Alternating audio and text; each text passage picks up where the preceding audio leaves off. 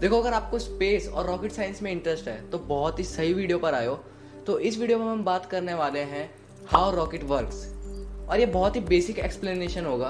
और ये इस सीरीज़ का फर्स्ट पार्ट है जहाँ पर हम सिर्फ यही बात करेंगे कि किस तरह से एक रॉकेट काम करता है और स्पेस में जाने की उसकी जर्नी क्या होती है।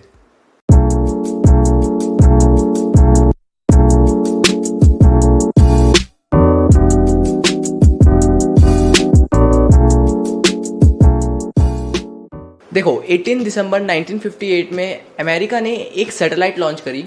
और अमेरिका ने वो सैटेलाइट इसलिए लॉन्च करी थी क्योंकि वो ब्रॉडकास्ट करना चाहते थे एक क्रिसमस मैसेज, और उसके लिए उन्हें एक सैटेलाइट की ज़रूरत पड़ती। और वो मैसेज अमेरिकन प्रेसिडेंट ने रिकॉर्ड कर रखा था। और वैसे वो जो मिशन था वो पूरा सक्सेसफुल रहा। और एक इम्पॉर्टेंट बात तो रह ही गई, उस रॉकेट का जो नाम था वो था टॉकिंग एटलस। देखो, ये तो हो गई कुछ बेसिक इन्फॉर्मेशन कि किस तरह से रॉकेट जर्नी की शुरुआत हुई थी। अब हम बात करते हैं रॉकेट के स्ट्रक्चर की। तो रॉकेट क्या होता है? रॉकेट एक सिलेंड्रिकल मेटल की शीट होती है जो स्पेस में जाने के लिए बहुत ज़्यादा ही थ्रस्ट पैदा करता है। वो रॉकेट लिफ्ट होता है स्पेस में जाने के लिए। देखो, रॉकेट कोई दीवार पे जलाने वाला पटाखा नहीं है, तो इसके अंदर भी कई सारी कॉम्प्लेक्स चीज़ें होती है। और उस चीज़ों को मैं बताता हूँ कुछ बेसिक तरीके से। देखो, रॉकेट की जो सबसे पहली लेयर होती है वो एल्यूमिनियम और टाइटेनियम की बनी होती है। और उसी एल्यूमिनियम और टाइटन की लेयर के ऊपर एक थर्मल लेयर चढ़ी रहती है जिससे वो रॉकेट हीट से प्रोटेक्ट होता है। अब आपको तो पता ही है, ऊपर जाते जाते एयर फ्रिक्शन की वजह से कितनी ज़्यादा ही हीट जनरेट होती है रॉकेट के आसपास। तो उससे ही बचने के लिए थर्मल प्रोटेक्शन सिस्टम लगाया जाता है स्पेसक्राफ्ट के आसपास। अब देखो, रॉकेट में अलग अलग सेक्शन होते हैं जिसका काम अलग अलग होता है और हर जगह पे कुछ ना कुछ चीज़ें स्टोर रहती है। अब स्टार्ट करते हैं सबसे ऊपर वाले जो नोजल टिप होता है, उसे बोलते हैं पेलोड सिस्टम। अब मैं इस पेलोड सिस्टम के बारे में बताता हूँ कि क्या है। अब हर रॉकेट में पेलोड सिस्टम अलग अलग तरीके से काम करता है। अगर कोई सैटेलाइट लॉन्च वाला रॉकेट है तो उस पेलोड सिस्टम में सैटेलाइट रहती है, और कई बार तो वो पेलोड एस्ट्रोनॉट्स को भी कैरी करके चलता है। सेकंड आता है गाइडेंस सिस्टम।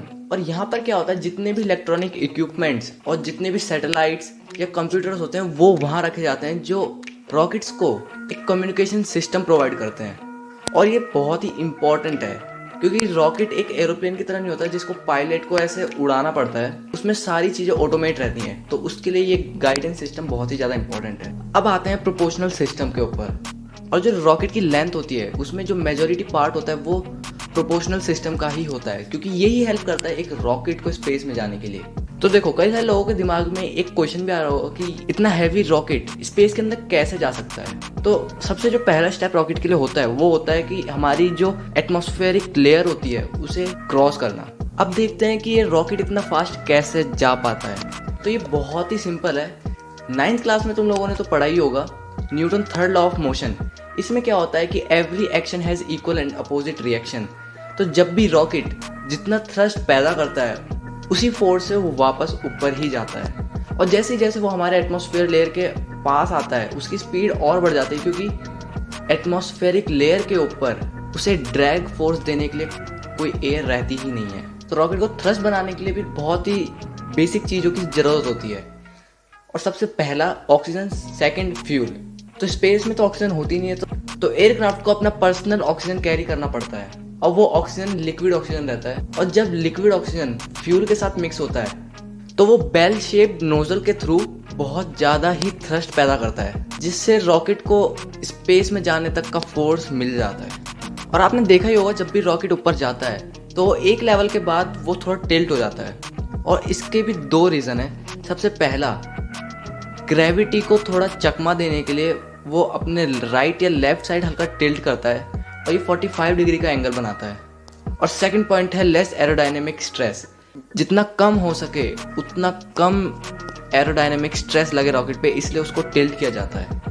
और देखो, वर्ल्ड में कई सारे स्पेस ऑर्गेनाइजेशन हैं जो ये काम करते हैं, तभी हम 2021 में इतनी रेवोल्यूशनरी काम कर पाते हैं। सबसे पहली चीज़ तो आप ये देख लो कि आप मेरी वीडियोस को ऑनलाइन देख पाते हो।